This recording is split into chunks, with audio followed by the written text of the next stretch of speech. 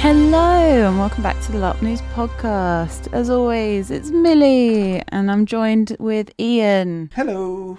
And Bung's made a fateful return. Welcome back, Bung. I'm back. Yeah. He's alive. Yep. Still alive, baby. Back from my run with COVID. Yeah. Oh, It got you good. It did get me good. It took me out for a week and a half. Yep. I'm still coughing a little bit, so I will try and mute my mic when that happens. If not, listeners enjoy the occasional deafening cough and It's headphones alright. not advised. What I'll do is every single time you cough, I'll replace it with a noise of your choosing, Bung. What would you wow. like? No, that's so bad. No. No? Okay. Oh, that might be a good one. Or Okay. Oh. the truth of having soundboards. I use those mostly to troll Zoom meetings. Oh God. I've really enjoyed like putting little noise tidbits in our episodes. They're quite fun. You can see You've how done, quickly. it's been really nice. Like a lot more effort than I ever put into any of the editing that I did.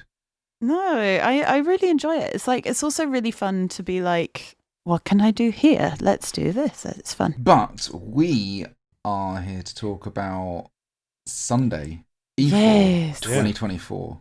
Hell yeah. And I guess we should probably do a little bit of catching up with Bung, if you want to do like a little time dribble back. I'll with literally us. do Oh, yeah, wait. Okay, the. Yeah. Gwyvion sits on the campfire around the Dreadshields. Yep, basically. No, my Good recap, Saturday. Bung. Yeah. So I did do a fair bit of drinking on the Saturday afternoon. I think I sort of touched on there was a little bit of that's what I expected. a little bit of bleed in regards to watching my previous character's wife being executed. So I may have turned to the booze a little bit. But yeah, I had a bit of a wander around the entirety of Anvil as usual. And one of the things I bumped into Murdoch, Cricket, and a load of other people over at Dawn, because they were having, I think, is it the Festival of Flowers or something? With Or the they they were doing the petals and stuff. Yeah. Yeah, they had a big event going on in the Glory Square, and did my first bit of proper physicking of being an assistant to Murdoch when a certain Lord Tristan, I believe, once again fractured ribs in a tournament. Does he have any ribs left?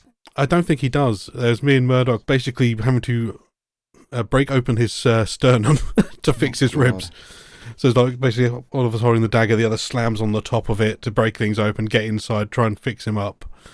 So there was that. It was quite fun and interesting. It's always fun to do any sort of physicking with Murdoch. He is such a good role player, especially when it comes to physicking. He's just spot on. Yeah, I remember there was one time when Demarian came into our camp and he had a traumatic injury. Oh yes, I remember this one. And Oily used a straw from a milkshake to act as a little drainage thing. It was so funny. Yeah, I love it when Oily does physicking. It's so good. Yeah. So that happened.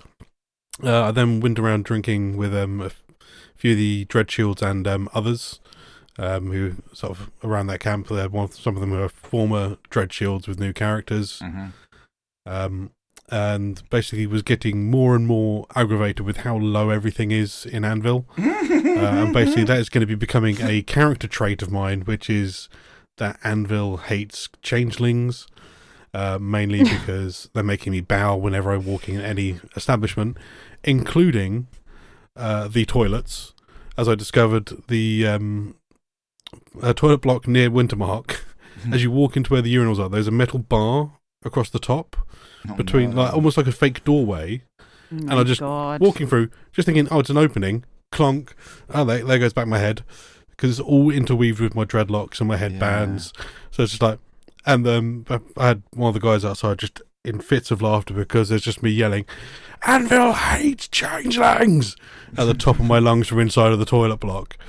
So that then I went back up into Dawn, and I believe on the Saturday night they had the Hunkermania, which was sort of a semi-staged fight thing going on. This. Yeah, Yeah. It sounded so good. It was so good. Absolutely glorious to watch. Don't know if you guys know Red, who's now joined Murdoch's Striding. I think so. Yes, I yeah. do. Yeah. He's awesome. Yeah, and my God, he can fight. Yeah. Because he jumped in and joined in with the whole hunkening. And and also there was some very hunky topless men taking part in this thing as well. Amazing. So hopefully it does happen again, because it was a pleasure to watch. Amazing. And then just sort of the usual ends up of me just drinking and falling asleep in my camping chair around a campfire. Amazing. I had a great time, I think. That sounds like compared to like the like emotional turmoil that me and My God, yeah. me and Millie had. That sounds like the dream. the kind of the second part of Saturday that I thought I was going to have. Yeah, that's the benefit of Gwithian. Doesn't know Agni very well at all, so he had very little emotional attachment to the person who's just been executed today. So, well, they're an Ashbourne. They were my brother's widow. Yeah, it was. That's kind of like how I thought it was going to go, and it just went super duper like mega melodramatic in the best kind of way. And I think so. Where we left last time, obviously you were playing your new character Millie. Name Cordelia. Cruella. Yeah. No, Cruella. Cruella, Yes, the because she temporary- had the white and black eyelashes. Yeah. And you were sort of helping the Reapers as a scribe. Yeah. Right? Well, I mean, yeah. I was supposedly the scribe for the Prince of the Crimson Reapers as a bit of a joke. I lasted all of 20 minutes. Decided I wasn't quite keyed in on all of the Leagueish game that I should have been keyed in on. Had no idea what was going on politically.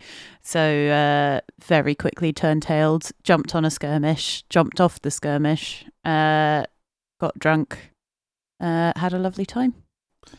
It was very fun.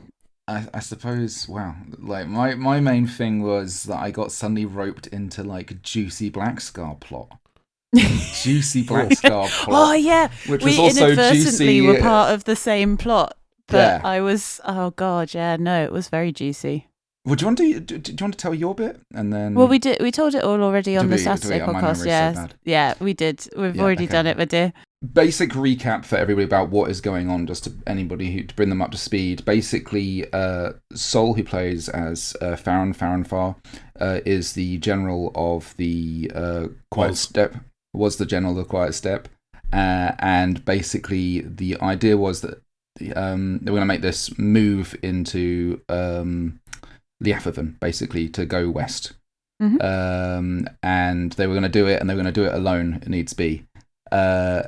This was seen by other generals in Navarre, specifically, one of which is Rizart, who is also a member of Black Scar, as a very bad idea. So the decision was made that they should remove him as general by asking Vesna, who has this power as being emperor, to basically... They've got the chance to remove a general from an army and take control of that army. Yes. Correct. Yeah. If you want all of the juicy gossip, feel free to listen to our Saturday episode. I think we go into quite an in-depth discussion about it. But that has big ramifications for Sunday. Yes. So, how did your Sunday kick off? My Sunday kicked off with me waking up, building a fire, and just chilling around my campfire for a little bit in the morning until everyone else started waking up. Yeah. I've decided the pre-time-in coffee ritual is the best ritual to have. Yeah. Because it is so needed. I'm so excited because I've got a stove tent now, so I'm going to be able to do it without leaving my own tent. Yeah. So excited. And it is really good fun to get all of the like OC lowdown of everybody's game before time in. It's really nice. It's a good way of having a little catch up with friends. Did we head off for a coffee together on Sunday? So I woke up and I went to go monster with the Reapers. Of course you did, yeah. Because I obviously hadn't monstered with Navarre the day before, and I wasn't ready and didn't really want to go monster as my new character because I didn't want to risk her. Yeah. So I jumped out of bed, and it was really weird because we were monstering as Druge. Yes, Druge and Thrunen. Yeah, we were going to the Sweet Glades in Thrunen. And the Druge kit is very similar to my Agni kit, so I was just wearing my Agni kit, but minus antlers and everything else. So it was really weird rocking up to the Reaper's camp in full Agni kit, like, hey guys, let's go monster. But it was really good fun. Got coffee with the Reapers, ran down to muster. Did any of you guys take the battlefield on the Sunday or no? I did not take the battlefield because I was non-coming over the weekend because my knees had been playing up. I think Ian was also non-coming because of your shoulder. That was it. It was my shoulder. Oh man. Oh yeah. I had the box. The box. Yeah. Sorry. I keep forgetting what I've actually spoken about. Sorry. So I think I waved everyone off and just had a bit of a chill morning. Yeah, quite a chill morning. I know. I gave the guy who handles all the potions for Dread Shields. I basically emptied my pouch of the potions, because I knew we were going to Thrunen against the Druge. It's going to be bloody. I was like, if these are any use to you, take them. If you don't use them, give them back. If you use them, they're done. So, yeah. So I sent him off with all the various potions that I had available in my pouch. Yeah, I didn't do super duper amounts, to be fair. I think, well, actually, that's not true. That in terms of variance for the podcast, as I think I have already described, I attended a lot of funerals. I did more of this. Oh my god! So I did more of that. So without sort of being too repetitious, during the battle, I was attending funerals. So rather than, which by the way, amazing. I the reason I'm brushing over it is just for brevity and because it's in many ways quite similar content for people listening, but really like awesome to be part of them all and to have the opportunity to speak, and like lots of kind of groups of people who I've been kind of like involved with in little ways, and it was kind of really heartening to be kind of brought into sort of situations where obviously some sort of new players who'd lost some their sort of first characters and stuff. It was nice just to sort of do a few things there. But yeah, so I did a bit of that, and you though obviously had the much more exciting time of monstering, Millie. Oh and now this battle great. Goes by many names now. It almost has its own lore. Like, wow, what are some of the names you've heard? Like the Sweet Glade Massacre, the Battle of Fallen Petals, all these kind of terms. So God, that should sort of set everyone up for kind of what you found yourself in. Yeah, because it was. So we went down. I was with Tom of the Beautiful and Wonderful Lops and Tarps podcast, and quite a lot of the Reapers, and we were all mustering. I saw quite a lot of because Black Scar had fought on the Saturday, so Black Scar were monstering on the Sunday with us. So I saw all of those guys. And oh my god, their monster gear is so good. Yeah, it's really good. Matty very kindly. I really struggled. They wanted PD wanted a lot of the actual Druge, so they wanted people to wear the orc masks. But sensory overload dictates not, which is totally fine. Like they don't force you to wear the mask at all. But Matty very kindly lent me a sort of shamu, whatever they're called, and like made me a little head wrap face mask thing, which then hid the fact that I wasn't wearing a mask. Oh, that's cool. It's really cool and so useful. Like I used it for Bastion actually as like a little stealth mode thing. Super useful. So thank you, Matty. Matty's amazing. Like has like a wardrobe of wonders. Yeah. Yeah, they've always got a kit for something. Yeah. Literally can generate a look just so easily. But yeah, so we did the muster, and basically, I can't remember what the battlefield objectives were. I think there was a ritual that we had to interrupt, or the Imperials had to interrupt. The Druge were casting it, and anyway, beside the point. We're all mustering, and there's quite a lot of heavy armor involved. There's quite a lot of clankers. There's quite a lot of archers. It's a big old enemy force that we've got going on.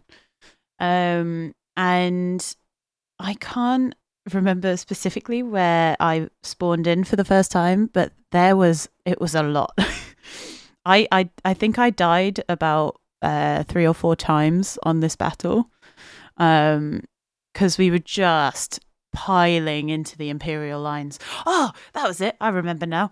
We were taken by 2 of the refs, and we were spawned behind the gate. Oh, amazing. So it was really interesting, because I've never seen people go through the Sentinel gate without going through with them. I've never seen people spawn onto the field. Which was really cool, because it was okay, so which nation's this? And we were just okay, well, this is clearly this. And we saw all of Dawn come on, and oh my god, those bastards are glorious. Yeah. It was you could hear them coming a mile off, because all you saw them walking up to the spawn point, and then suddenly they spawned in and they were running in their full clank, and you could hear their tassets abound. It was really good, and it was amazing to see. And unfortunately, with all military deployments, quite often a lot of the low comms and the medic blocks are at the back. And as soon as they'd spawned in and the last of the Imperial forces reached through the Sentinel gate, that was when our unit spawned in first. Nice. And we basically cut the Imperials off. And I am all for giving people good game. I had a really good bit of combat, because I was taking my massive shield, the one that's almost 3 foot long, and a great big sword. So I was having a lovely time. It did get quite hairy in there, and I went down and got kicked in the head. So I was oh no, well, complete accident. And my head is very thick, luckily, so it was all fine. But it was we just kept respawning. So we went over to respawn, and they were as soon as I got there, they were cool, in you go. And it was wave after wave after wave. And every time I respawned, all I kept on seeing was the Imperial body stack. Wow. Growing. So was this right off from the spawn point then? So right off from the Sentinel gate? So from the Sentinel gate, you know how to the right there's that big dip in the field? Yeah. That's where we were. We were in that corner that Sure. backs onto the Wintermark OC camp area. And then we charged them just by the entrance of the Sentinel gate, kind of like how we did at E3, where Navarre got charged right out of the gate. Except we charged them from behind rather than in front. So it forced all of the Imperials to group up in the middle. Then from there, we started attacking in the forest to the left of the Sentinel gate. So then we were just basically herding, because at that point we'd broken them off from the gate, and we were just herding them into the field and into the forest. They managed to kill most of our forces there, but then we were then reinforcing the mid-gate location. Yeah. And I don't know, I would be really interested to know what the numbers were weighted, monstering versus thing. But it was, I think, because a lot of the Druge were very quick moving, we could run in between where all of the gaps in the lines were, and we just it was brutal, because we were basically just separating Imperial forces off and then encircling them and just going and basically numbing, literally Yeah. just numbing it, and I remember running up to where Navarre were because I was having a cheeky look for you to see if I could throw one of my pesky throwing knives at you, and nobody was there, and that's fine. But I remember seeing our dear friend Darius, and he's fine. He's okay, everyone. Yeah. Don't panic. Good. Darius is still alive. But I remember seeing Darius get like backed into a pile of ferns, and I have never seen panic on a group of Navarre's face until they literally hop, skipped, and jumped through those bushes and ran back to the lines. Like, it was brutal. Wow. And it was almost like you were going on a tour of all of the nation's like dead bodies. It was like I kind of after a while I was like, I have given game to players. I am now going to go and taunt and make sure that everybody that is lying on the ground is okay and safe, kind of thing. Yeah. It was a very like, after about I think half an hour, 45 minutes, it did start getting into a lot of like heavy footing and heavy terrain. We had a couple of man down calls, which were reacted to very well. Like, safety was really good. Cool. But it did start getting quite hairy, so the refs did tell us that we had to kind of like peel off and things like that, which is quite good because I think it was just so many.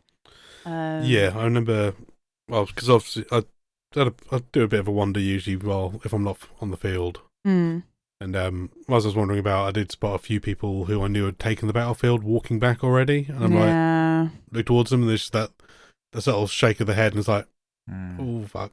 Yeah. Including, I think, Sophie of poor Sophie because Fionn had died on the Friday night to the Plague Wolf. Yeah. And then her new character I think they got cut off. Yeah. It was a lot of Ember casts. Yeah, I think Justin as well. Yeah. They took some really heavy hits. Yeah.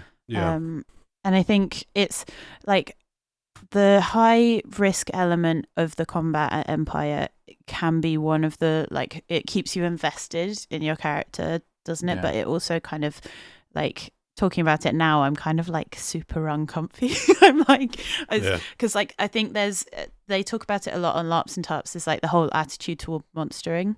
Yeah. And I'm not saying that anybody had a bad attitude towards it at all, because I think that the game was actually played pretty fairly, to be honest. But there can often be that whole like competition between players monstering and going like, I'm going to kill the most Imperials, and that's kind of not the point of monstering. The point of monstering is to give the players good game. And I think a lot of the people that lost their characters had good deaths. And things like that. I don't know. You'll have to listen to the LARPs and TARPs retelling of it for their Sunday episode to see. Because I think most of them took the battlefield on Sunday.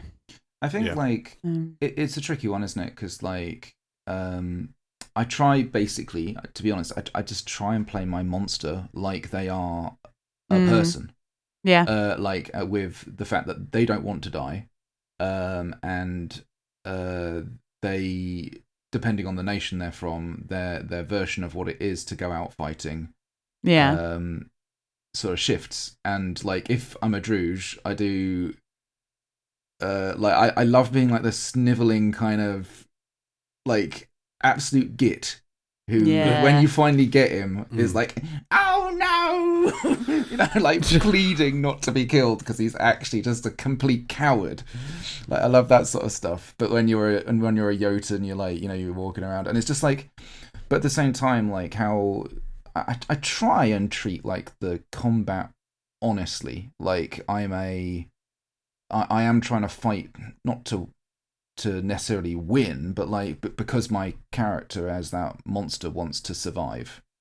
Right? But that, like, I think, and the thing is, ultimately, I think actually what tends to make a bigger difference is like, where are the forces distributed? Because like with the best will in the world, there are exceptions to this broadly, but if you're a mid-level fighter, it's more about what situation you find yourself in rather than your skill. There are a couple of exceptional fighters out there who can actually legitimately turn tides and do things, but a lot of the time it's just like, is your unit in a situation where they can do a thing? Are you suddenly outnumbered and surrounded?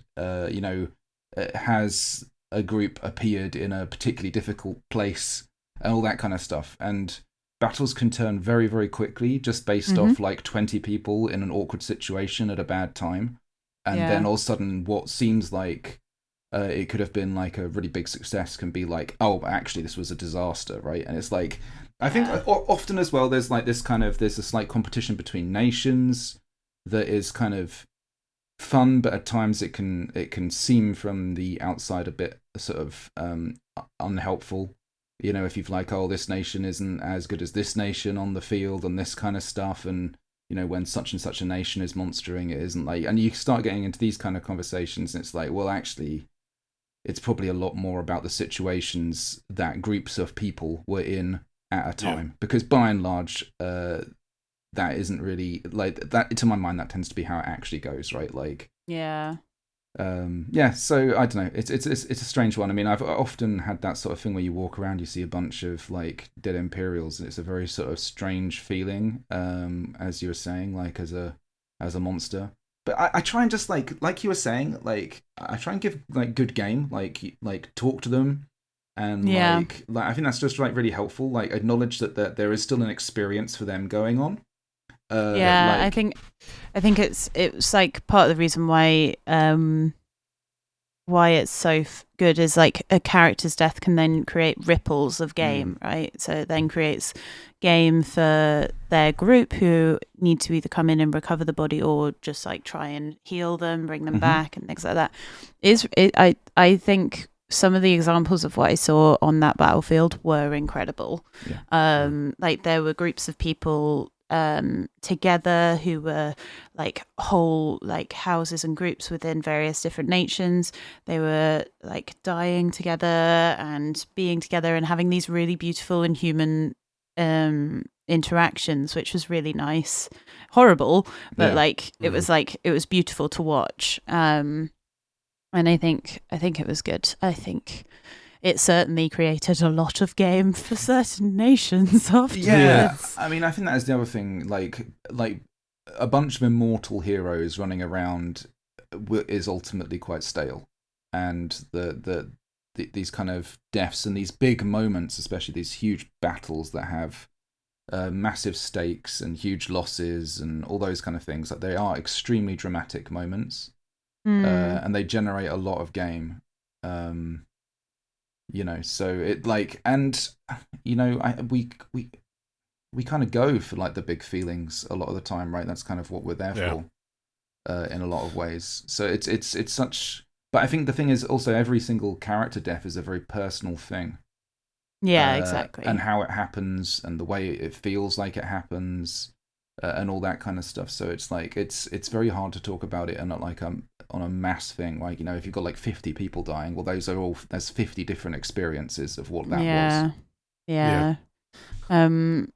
But after dealing quite a lot of damage and death and despair to the Imperials, I went and got my post-monster milkshake. Oh yeah, tradition, which is becoming a ritual. And I took Aaron, our lovely salt baron, from the Reapers, and we had a lovely little milkshake time.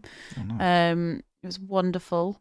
And we returned to the Reapers camp, and at this point I ran back to the tent to put on my proper new character kit. Dun dun dun dun. Yeah, I mean, because when I figured the battle was coming towards an end, I ended up actually walking down to the Sentinel Gate, because obviously Gwithian has been spending a lot of time hanging around with the Dreadshields, enjoying their company, and hearing the stories of people who had come back terminal, that it was a bloody fight. Was kind of worried about what was going on, so he went down just to see what was going on, and start seeing people coming back through the Sentinel Gate in like covered in blood, very similar to how Agony looked when Gellert died. Yeah. Like literally, people just the hospital was overrun with people. Saw Anwin, Navarre's hammer. Oh, Anwin. Because they came back and sadly were terminal. Yeah. And yeah, and I was sort of wandering around, like, I've seen a load of Navarre start coming through, and could not see the Dreadshield banner. I'm like, what the fuck? This is a little bit odd. I spot, God, I think it's, I can't remember his name now, of the Ember cast, I think Aaron. I'll speak to him, do you know, have you seen the Dreadshields on the field? And he's like, everyone got so split up, I have not seen anyone, basically. I've seen the Ember cast and that's been it. Yeah. And we've lost a load. And it's like, Jesus fucking Christ. I'm just sort of wandering around, like, and Gwithian's in this head mindset, was like, these are my new friends and they're all dead. So he's starting to get a bit emotional, sort of just wandering around, looking around, like, shit. Speaking to the people that he knows coming off the field, like, have you seen them? Da-da-da-da-da. And then coming through that gate, I see that the banner. That's when I learned they've lost another of their group. I believe it was Corwin went down. But yeah, I was like very relieved to see my new friends coming back. Obviously, the sad news that they have lost someone. Yeah. But end up going back to their camp with them. The guy I'd given the herbs to was like, these saved 3 people's lives. Oh. Yeah. So yeah, if I hadn't given them herbs, they would have lost more. So I was like, yeah, that's exactly what I wanted them to be used for, is if I'm not taking the field, there's no point in them being in my pouch. If someone's taking the field, I know it's going to be a bloody fucking battle. Take them. So yeah, there was that going on, and yeah, it's sort of Navarre got very, very somber that afternoon. Yeah. Obviously, with the loss of Anwin, a loss of a lot of people. Yeah. And a loss of an army as well. Well, yeah, the Quiet Step now. Sort of. It's still a Navari army, but no longer being run by a Navari. Yeah, we'll come to that a bit later, I think, because that's like a whole other aspect of it. But like, yeah, there was a lot, and the other important thing is there was like late timing on Saturday. I don't think we touched on this, but there was some murders around the Songs and Stories circle. What? Towards the end of the night. Literally at the very, very end of the night. Like, I was there for on the West Wall. It was just before West Wall started up, and I remember me and a load of the Dreadshields as well. We're basically standing facing outwards, singing during West Wall. Basically, all there with the weapon, just like keeping an eyes out for anyone. No idea what actually happened there. I know there was murders going on. Yeah. Did you see anything, Ian? I just heard about it. I was off at Gin Palace at that point, I think. Oh my God. Yeah, I heard about all of that. But the this basically ends up turning into Anwin coming back and all the other losses coming back. It's very, very somber in the Songs and Stories circle. Obviously, it was like Talis and Anwin are quite good friends as well, but it was like many, many people are good friends with Anwin. A really important figure in the nation. Yeah. Anwin was just incredible as a character. Like both the player and the character were so good. Like I remember the first time I came to the sort of standing and stuff, and I think it was their first ever big event as like field marshal for Navarre, and like I was with Gellert at the time, and it was sort of like Gellert and I were like, oh boy, they're going to be big. Yeah. And then cut to like 3 of summits later, and Anwin's like this incredible powerhouse within the whole of Navarre. Such a big influence on everyone, and is like such a friendly person. Like so open for discussions, for being with like poor I remember poor Anwin had Gellert come up to them and be like, we're going to be your bodyguards for this battle, and credit to them, like they went with it. Like it's so good, like such good RP, man. Oh God. I mean, it's been an absolute pleasure to like have our characters become like kind of close friends. And to have like a really unlikely friendship, because like or seemingly from the outside quite unlikely, but it's like that there was this wonderful closeness of just like really nice, pleasant conversations, and it's just like it was so tragic, but it was also like so many people are like. I just spoke to her very quickly. I think I may even have just given her a look, to be honest with you, and it was just like, you've done like great work here. Yeah. And it was just like such a moment we had. Like I remember that everybody was like so emotional. I remember Silver gave like a really good speech, because the other whole thing is like the battle was like the objective of the battle, as far as I understand, was successful, but the losses were huge, monumental. Yes, I believe a Pyrrhic victory is the term. But it was like actually a vital thing that we did succeed as well, and we did succeed. And obviously we lost a lot. Dawn lost a lot, and Dawn lost a lot. A lot. I think it's nearly 100 now. Wow. I remember looking at the pictures from the event and the glory square, because obviously they lay out all their dead there before they go to their mausoleums. I'm not 100% sure on what the Dornish funeral traditions are. Yeah. But yeah, so they're all there, and it was like seeing the pictures of it. It was like, geez, that's a lot. It was a lot. The Imperial Orcs as well. They went onto the battlefield with 28, and they came back with 18. Wow. Like it's oof. It's a lot. Obviously, like if you are listening and you were someone who like lost their character, I'd be really interested to see how people deal with character death like that. Like Dave's advice to players is that you write a letter to your character, because obviously, like when we are LARPing, we're creating an extension of ourselves. We're creating new people, and it can be really like. I mean, obviously, we've done so many episodes about bleed and all this stuff. It can be really heartbreaking when you lose that character. But writing a little letter to them, just to be like, I like when it comes to like Agni and all the characters that I've got now, it would. Like just to say thanks. Like it's weird being that introspective, but like writing a good letter to them is quite cathartic, and it can be a really good way of processing all of the emotional turmoil that people go through. But I'd be really interested to hear what other people did for their characters, if you feel like sharing.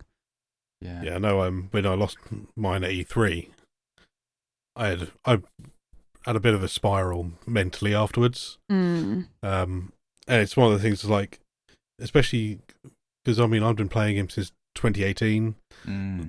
It's like, I mean, you've been playing that character for that long, and like I say, it was my first character, so it was literally just an exaggerated version of myself. So it was and definitely I'd advise doing what Dave suggested in regards to like just something to sort of not necessarily vent, but to release all those sort of feelings and sort of acknowledge what's going on. I think there's also something to be said about the way your character dies, right? There's some deaths are a choice, or some deaths are a choice to take the brakes off, basically. And other deaths are very unexpected. Or obviously you're always rolling the dice when you take the field, but like there's tempos to this. Like some people go on the field to die, other people go on the field trying not to try and to not die. To not die. But there's also the idea of going on and trying not to not die, if that makes sense, right? Like being not aiming to die, but not giving a risk. Like taking extra risks, but not over the top risks. So it's like it's choosing where your tempo is on that. But like, for example, Bung, like you didn't go out with the intention of dying, right? Nope. Really didn't. Like it's a very different thing. But then at the same time, I think all of these things take a lot of processing. As you rightly say, they are like extensions of yourselves. And then like when especially for you from 2018, like you as a person have seen a lot of growth while you're playing this character as well, and you start like disentangling some of that and processing some of that. I think is really it's one of those things like to take that time to sort of debrief yourself in regards to it. It's not an easy thing, but it's definitely worth doing because otherwise you'll just end up sort of just wallowing in it. I mean, it's hard to believe you can grieve for an imaginary person that you're playing, but it does happen. I mean, it happens with D&D characters as well. Like if you lose a D&D character you've been playing for like several hundred sessions, again, you're very attached to that. That's no longer a character; it's a person that you know and are. So it's one of those sort of weird things. But definitely, and like Millie said, if you do want to let us know like how you have helped yourself in regards to that debriefing, let us know. And or any tips or tricks for how you would recommend other people who maybe haven't experienced character death before. It's quite nice just knowing that there are other people who have gone through the same emotional things as well. But we've spoken about death for way too long. One last thing I'll say on this is like basically the whole thing in Navarre ended with basically the call to sing On the West Wall again, because we don't normally do it in the daytime. Daytimes, but we sang it in the daytime, and because obviously the whole point was it got kind of stopped or kind of like adjusted the night before, so we did it properly there and then, and that was like a really nice vibe, and it kind of really brought everybody into the moment. It was so good to be present for it. That's really nice. But you changed into your new kit and everything, your new character. Yeah, my new little doublet that was very kindly made for me by Alex, who's part of my new group. And Claudia stepped into Anvil, which was really nice. It was. I think a lot of people hadn't realised that Ella was a throwaway character. So everyone was like, "You're in a different colour scheme this morning. What's going on?"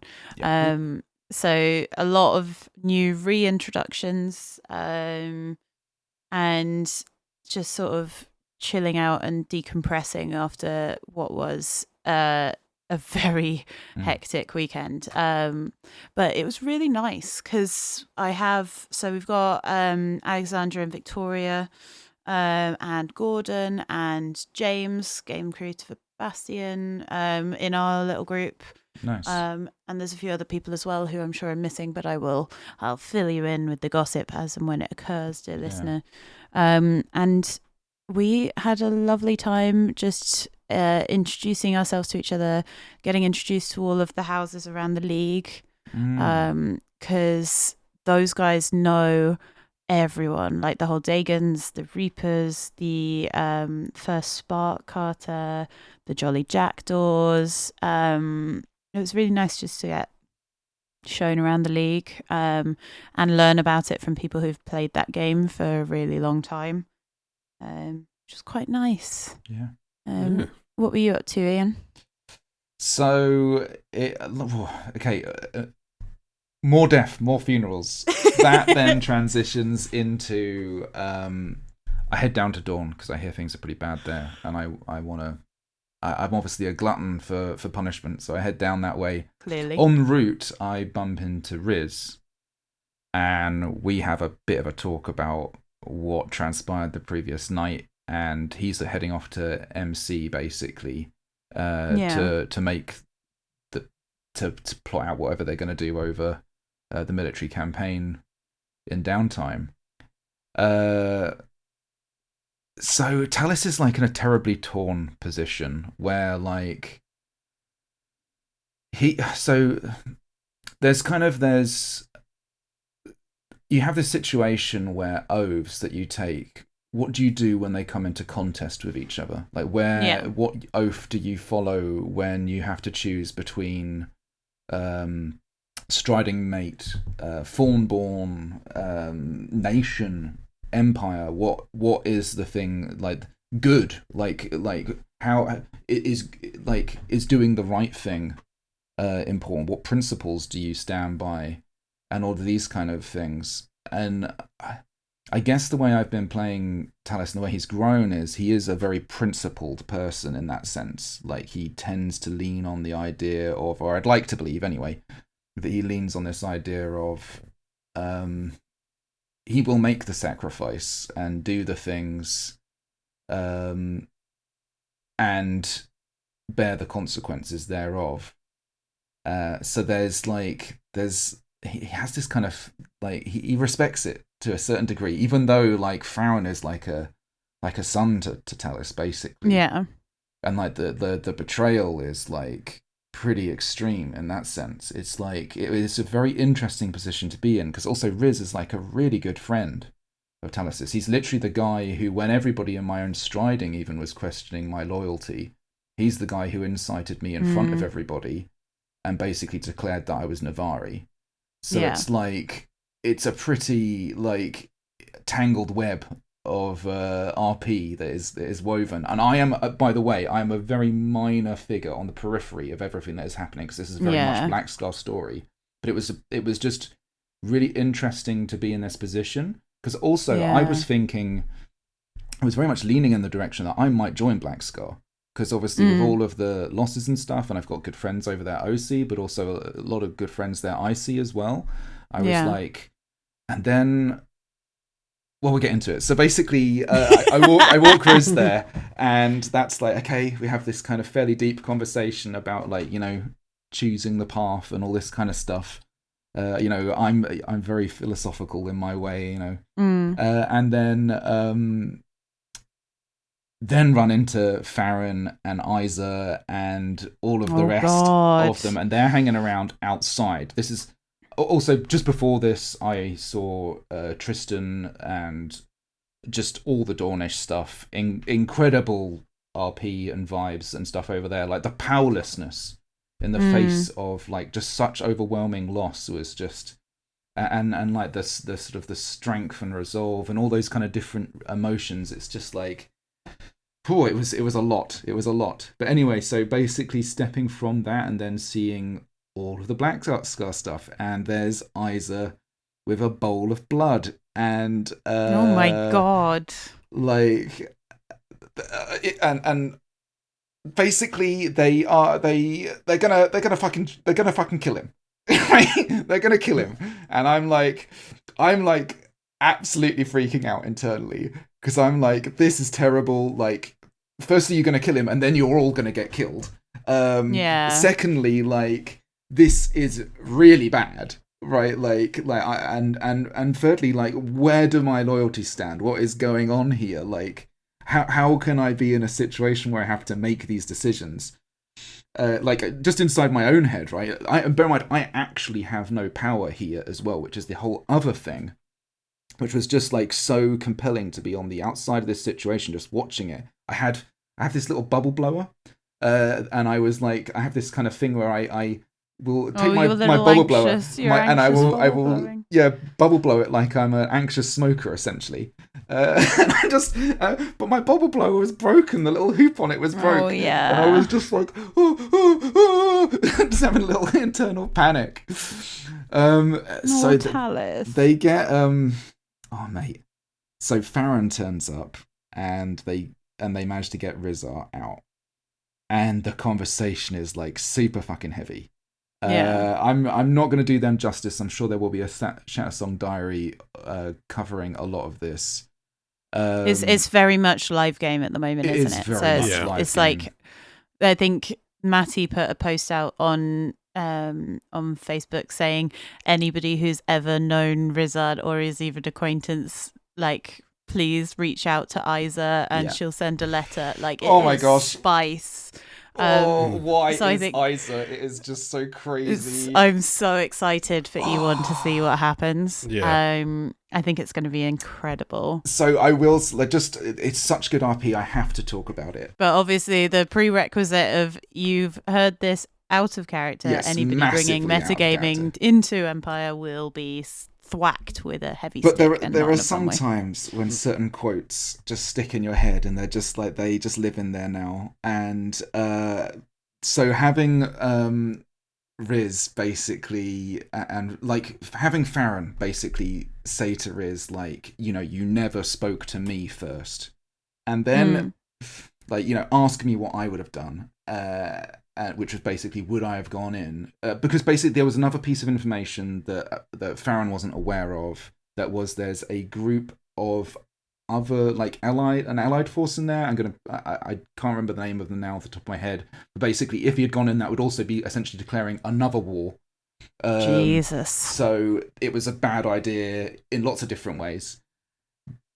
But basically, Riz was like, we just felt you weren't of sound mind.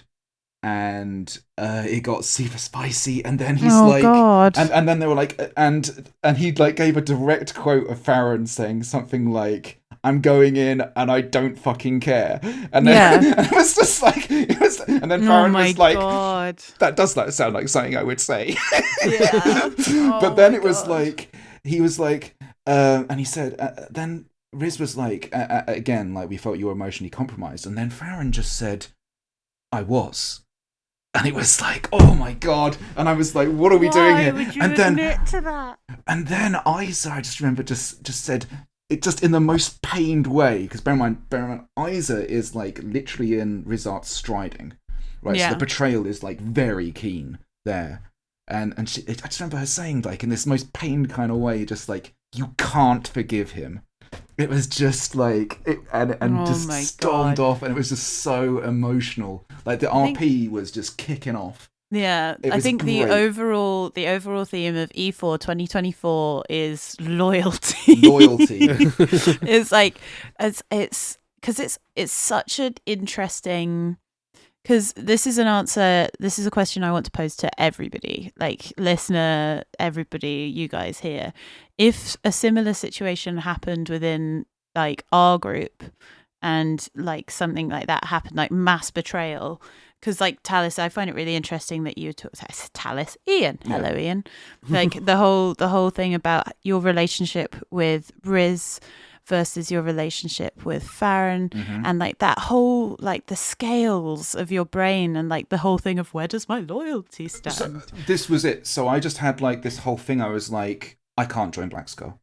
I can't make an oath that I will break. Like, like, ultimately my loyalties are not, like, I can't promise my loyalty to a group or an individual like that, because there is a situation where I will make a decision which is a sacrifice of a grander scale, and like, it's not fair, and it's not true as well, and therefore it's an oath I can't make. And it was just that realization of like, oh no, I'm literally like, it was so good. It was so good. Anyway, and then so it gets like super like emotional, every kind of parts, and I just remember I have this chat with Farron, and I mean, Sol's an incredible player. If you've ever had the privilege of playing with Sol, the emotional role play is absolutely tippity top peak. And he's like, I mean, he's just like unbroken, Talis, like in terms of like the losses. I mean, a big theme for both of our characters have been like the losses we've both had to sustain, like being the last and all this kind of stuff. It was like such a heavy theme. I just remember he couldn't even look at me, and he was like, I don't know how you keep going on. And I just was like, I felt like that moment where like, and this is like super egoing, but I'm gonna do it anyway. I felt like that moment where Frodo asks like Sam, like, and what are we fighting for? And I was like, I remember I'd like put my thumb on his chin and turned his face to make him look at me, and looked in his eyes and was like, you're why I can keep going on, because you give me the strength. And it was, oh gosh, I'm gonna get emotional. It was so like, oh dear. It was like I just laid out this whole kind of like Talis perspective. In my mind, I gave some incredible speech. I don't know, you probably have to ask Sol how it was, but like I was going full bore on it as much as I could, and I was like, I felt I talked him round to a position of like my perspective on like what I actually mean when I'm talking about from ashes we rise, from sorrows we grow, like what it actually means, all the loss, all the suffering, all the enduring, like what it's actually all about, and all of that kind of stuff. And like, it's so, you have this, like these kind of connections, like the things I have with Sol and all that kind of with the Farron, and it was just like, oh gosh, I'm tearing up a bit. It's I just remember I was like, after I talked to him to a certain point, I mean, I don't know what emotional state he was in, but in my own mind, I was like, okay, I got it to like a state where it's like we're in that kind of conversation. I was like, but the next words have to come from you because I can't talk to Isa. Those words have to come from you. And she's like down towards the sort of like away from MC right down the end and like just sort of sitting there. Yeah. In an emotional situation. It was like, so it was just like, you have to go to her. And it was just like, it was so, like, I later on I passed them and they're just in like hugging and crying and it was just so emotional. And it was just like, I don't, again, like I'm making it seem like I'm very involved in this situation. In some ways I am, but in other ways I'm very, very tertiary to everything that's taking place. But it was just so fascinating to be in a situation that was so multi-layered. Like, to me, the thing that was important was the interpersonal RP between the characters, which is like something that has been building over many, many sort of events and like years of like knowing each other and all these different crossed relationships and how they all meet. But then you have like the whole consequences for the nation, for the army. Farron was literally sworn in as general that event, and he ran on a platform of going west, and all the Fawns voted for him, right? And he was signed on, right? So it's like he has like the way we elect generals in Navarre is that the Fawns give a kind of indicative kind of vote based on what they do, and then the senators assent to that position or don't, but they did. So he is the general, and the platform he ran on was going west. Yeah. And then he went and tried to do that, and then he was removed, and that power was given to Vesna, and that is like, they had to ask her 3 times to do it. And then she did, and that has huge political ramifications for her. So it's like there's a much bigger story going on. But ultimately, it's about like these characters and just it's just the wonderful soap opera of where you were, and it was just like such a powerful moment to be a part of. I'm not doing it justice, to be perfectly honest. One of the best moments of RP at Empire I've ever had, and I have had the privilege of having a bunch of really intense emotional things. It was just like it was like season long arcs coming together and finally like powder kegging into like just some phenomenal RP all round from so many different people. I loved it. It's so good though. It's like I saw so much incredible RP this weekend. Like it's so spicy. Did anything for either of you guys happen after that, or was it quite a chilled time until we trundled to the end of the Empire for 2024? Yeah, I joined Dread Shields in their sort of funeral for Corwin. Mm-hmm. Initially, they were going to do it in the Corpse Glade, but we ended up standing outside the Corpse Glade for so long, we decided to do it in the big open area at the front of the Navarre forest in the actual field camp where we used to do Thorn's Council. End up doing it there. Oh, okay. Because I don't think they were able to recover his body, sadly. Mm. So yeah, they're sort of just doing a memorial thing for him there. So yeah, did that. Then it was basically back to camp, and yeah, then it was basically time out and pack down, and I had one of my quickest ever pack downs and was off site. Yeah, the quickest I've ever been off, because every other event this year I haven't been getting home till about 8:30, 9 o'clock at night, which I know to most people that sounds, well, that's pretty early. I live just over an hour away from site. Yeah. So I'm not normally leaving site till like 7:30, 8 o'clock, just because it's like get everything packed down. It's like let everyone else sort of get their stuff off as well, just so I can get my car in. Because where we camp is quite deep in the woods. Yeah. So it's not always the easiest to get vehicles and stuff in. But yeah, I was able to get home, I think, by about 5:30, 6. Yeah, I wasn't that late either, I think. Like, yes, to answer your question, Millie, I think that pretty much was the end. I run into a bunch of other players, and I'm not going to do them justice. I remember like a wonderful player called Catherine came up. Their character was just the RP, the express, that they were so broken, and just like the losses, incredible. But there were so many instances like that of just like running into people that it was incredible. And there was so much emotion at the end of the event. And also because this is E4, right? This is the end of the year of Empire. Yeah. So everybody is like, we have this kind of big emotional stuff, and then it's over. It's time out. Yeah. And then it suddenly becomes an emotional thing for OC reasons when people are like, this is the last time I'm going to see you this year. And it's like, oh God, it's so hard. Yeah. Because I remember being at the Songs and Stories circle just as they called time out, and seeing everybody hug everyone, and like all of their like comforting people who'd lost characters, and like just having this amazing time. And I was like, it's so, the moments after time out, I think, are actually some really special moments, because it's when everybody suddenly snaps back into being themselves. And it's always really interesting, like especially at ILARP, where they actually do a whistle and shout time out. It's always quite interesting. It's like, this is Millie just being very like extrospective, is that a word?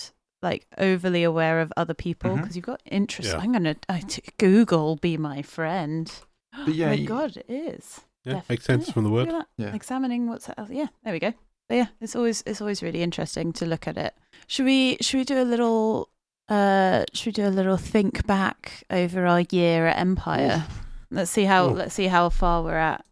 We're at an hour and 5 minutes. So we got Millie's editing skills. That'll be an hour and something minutes.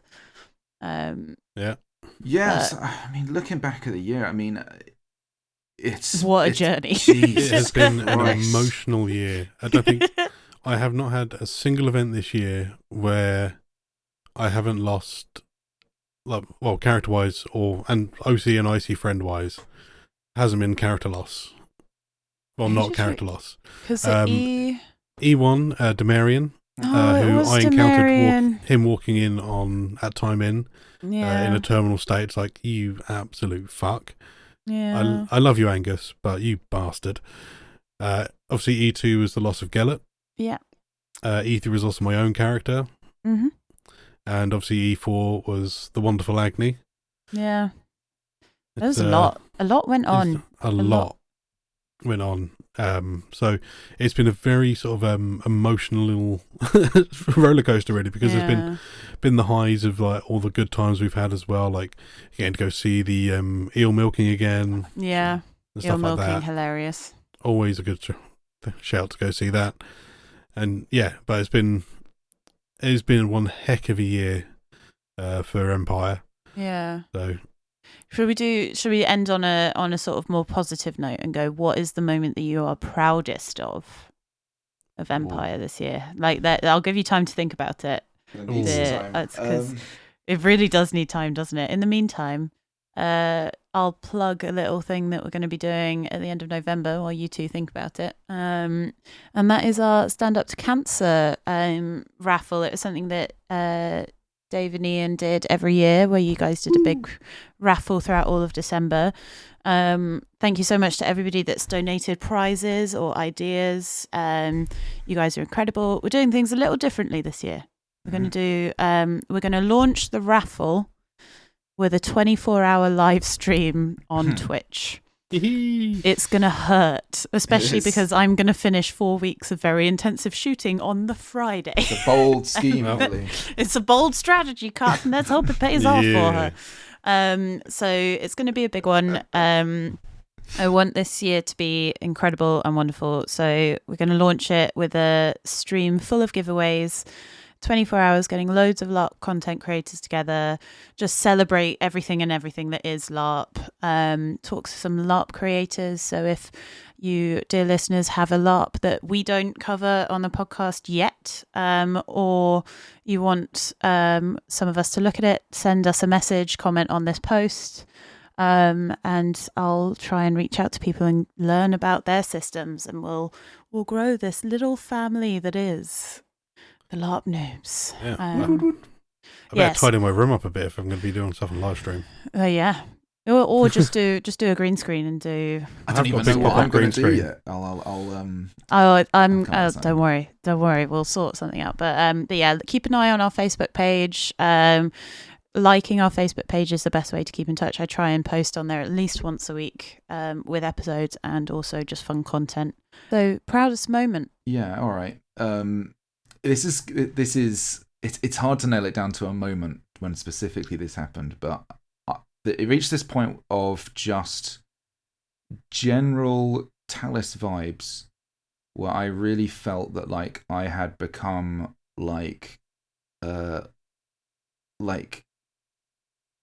extremely established in the nation, like as I don't know how to even phrase it correctly, but like being somebody who is one of those people, I suppose. Yeah. And I finally felt that like, oh, okay, like I'm able to like engage in like because I don't do anything like really, but I kind of do stuff. Like I guess is the trick of it. But like most of my game is just soft power, like essentially through just like helping new players and stuff and like engaging with people and just seeing where everyone's at. And I just kind of hit this lovely point. I think basically chaos crewing it up and just sitting around in the Drunken Goose and being like, I'm like, it's amazing that like this character that I've made has allowed so many incredible, far cooler than me human beings to be like part of my life. It's absolutely outrageous, right? Like it's like it's so much fun. Yeah, I'm just really proud of that. Like I'm proud of myself because I never thought that like I would be like that kind of person. And it's just like this year I was like I've kind of, it's been a growing thing, but I really felt this year I was that guy. And I was like, damn, like Talus is actually a pretty big deal. And you are a pretty fucking big deal, and I'm so glad that you get to see it now. You're leaving. It's actually like quite scary. Like I've kind of had this whole thing of like I don't know what I'm gonna do with Talus. Yeah. Because he can kind of move and shake a little bit now. And I don't even know if I want to do anything. I don't know. But it was just a very like a kind of internal realization. I was kind of sitting there. I was looking at all these incredible people, and I was like, wow, I'm kind of like actually involved in stuff, and people care about what I'm doing, and I care about what they're doing, and like I'm really involved in a lot of things that kind of don't mean anything and do mean a lot. Yeah, it's very hard to explain I'm so glad to people. I've got two sound bites that just popped into my head, and one is Morpheus in the Matrix, where he's beginning to believe when they talk about Neo, and then the other one is like when you're like, I have no idea what I'm going to do with Talus. It's like in Night at the Museum where he's like, I have no idea what I'm going to do tomorrow, and Robin Williams' character just goes, how exciting. Yeah. Like, I'm so excited for you. It's a really like I've had lots of ideas of different things. Like my next year is very interesting. Like working as part of the Menhirs team, like how I want to structure my year with regards to LARPs and stuff. But like I tell you what, it is an absolute privilege to get to play as Talus, and that is primarily because I get to play with such incredible people. Like everyone is so willing to let me do my thing, and Talus wouldn't work unless people let me do my thing. Yeah, you need the interaction with other people, don't you? And the fact that people let it be a thing and let me do my whole thing and buy into it, because like if people just sort of turn their noses up at it all and weren't down with it, it wouldn't work. But the fact it does, and it is just incredible. Like I can't thank people enough. It's life changing, to be honest with you. How about you? Yeah. I think for me it was when after it was E4. It was the culmination of all of firstly Reese and I's work, like planning the murder and all this stuff, and then Joe and I working together to create basically just great game for everyone and things like that. And like I I think it's also like I'm really proud of how much I've learned over LARP and how to plan interactions properly OC so that they go off well IC. I think that's probably what I'm proudest of. What about you, Bung? Probably doing the Gellert's telling, because I think I mentioned on the previous podcasts, like, I was absolutely bricking it on the build up to that because I knew how many people would be there. I'm not a huge public speaker. I know it's weird. I'm a podcaster. I don't like speaking in public, but I'm speaking with two friends here on for a microphone. Dude, I'm the same. Whereas, I'm the same. Yeah, but actually, like, just when the time came, it was just like, and go, and yeah, I just knowing that in myself, I can actually do that sort of thing. Yeah. I know it's probably very like egotistical to go like my proudest moment is like I can actually do something. So yeah. No, that like I say, I think it's super valid, dude. Like, this is literally the same realization I've had. Like, it's like, because I had a very similar thing, like, way back when I was like, oh, okay, I'm like, you know, doing sort of quirky sort of story stuff in like some random place and doing public speaking. Yeah, or like the fashion show or something, right? And it's just like, I never ever thought I'd do that. And like, very similar vibes. Hearing you say that is fantastic. I'm so proud of you, dude. Yeah. Yeah, so knowing that I can do that sort of thing is going to be opening up to perhaps doing a bit more. I've been trying to build up at some point to do music at Empire. I mean, I love to sing. I've got a reasonable singing voice. Dude, you do. So you've got a very good singing voice. So it's one of the things I'd love to actually perform at some point there, rather than just singing around a campfire. But again, it's one of the things I need to get that confidence up to do it. So yeah, it's I'll probably speak with Orion at some point, and I mean, I've come back as a priest again, so again becoming the singing guides of Navarre may have to become a thing. Oh my god, that'd be so good! Just two guides walking the trods. Just walking the trods, singing songs. Oh my god, yeah. Oh, what about pride? What about loyalty? I'm so excited because we're recording this on, let's timestamp it, the 23rd of October 2024. And so this weekend is Comic-Con, MCM London Comic-Con, where we've got Hefty Yeti doing his big gathering of all LARP, well, not all, but most LARP systems, and a lot of information about Menhirs is going out, which is quite exciting. And then the week after that is Flying Lead Nightmare, and then it's Portents, and then I think that's it for big mainstream events, isn't it? Oh no, they've announced, and Now My Watch has ended in December, which is a nightmare form of And Now My Watch Begins, which was a Game of Thrones LARP earlier in the year, which is insane. And I don't think I'm planning to go to that one just because I will still be filming, but it sounds incredible.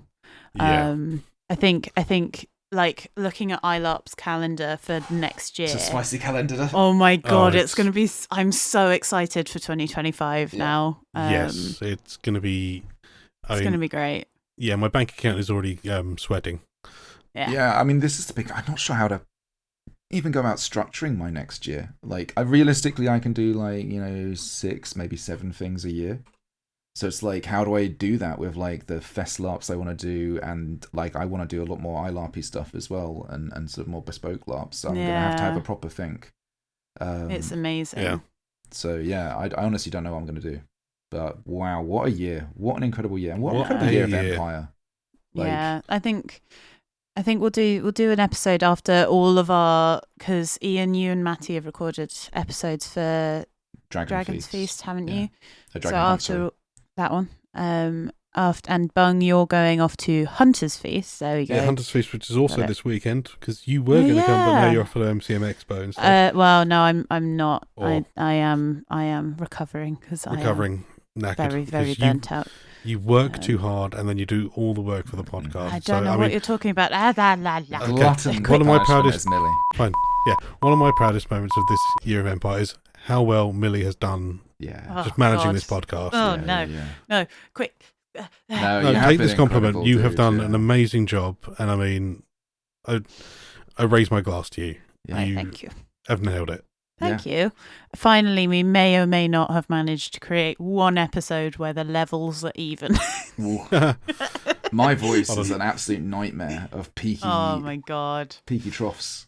I think the next thing I'm saving up for is to get everybody the same microphones because my god, it would make this so much easier. But I really like my microphone. You can keep your microphone. You're fine. Okay, good. I'm not pointing fingers here. Wow! But yours and my microphone is fine. Wowzers. I've been called out, guys. No, I don't know what you're talking about. Why did you? This is it. This is the end of the podcast. Yeah, I'm done. I'm out. Yeah. Fuck you guys. No. Quick, Ian, before you leave, it's time to thank our Patreons. Oh, thank you, Patreons. You are incredible. You keep the lights on, and hosting a podcast is actually pretty pricey. Yeah. In fact, it's while we were recording this, I just had to do I had to do a lot of fiddling in the Podbean account. Oh, really? Okay.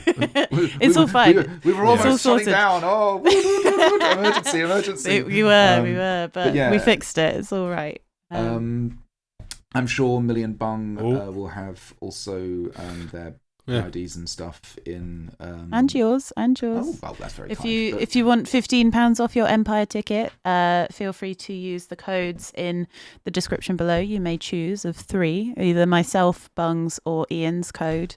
Millie. It gets yourself £15 off, but also gives us £15 off to go towards Empire tickets, which, given that there is going to be quite a lot of LARP events next year, is very helpful. Yes, it only works for new players. Yes, if you're £15 off your first Empire ticket. So it turns out a librarian's wage does not cut it for a laughing habit. Oh, mate, honestly. But speaking of patrons, we have 2, not just 1, but 2 new subscribers, all within 3 days of each other. Wowzers. So thank you so much to James and to the best username, who I know is Tom, but thank you very much, Doom Baboon. I love that username so much. You guys are incredible. Thank you so much for supporting us, and hopefully we don't let you down over the long dark. There's lots coming, actually. I think you've got a massive backlog, haven't you, Millie? You really, don't remind me. We've got so next week is Disco Elysium week. So that's two episodes on Disco Elysium. Then there is, I want to say 3, but I think it's 4 episodes on Oasis 2. Wow. And then we'll put Dragon's Hunt. Yes. After that, and which then is very good. Like, that's very much so modest. Oh, no. Like, I mean, in terms of the LARP was very good. Yeah. I've seen some of the stills and everybody raving about it. I was so excited to learn about it because it's like Ren's first event as well, wasn't it? Dave was saying that, like, it was Ren's first event, and just absolutely killed it. Like, incredible. Like, just nailed it.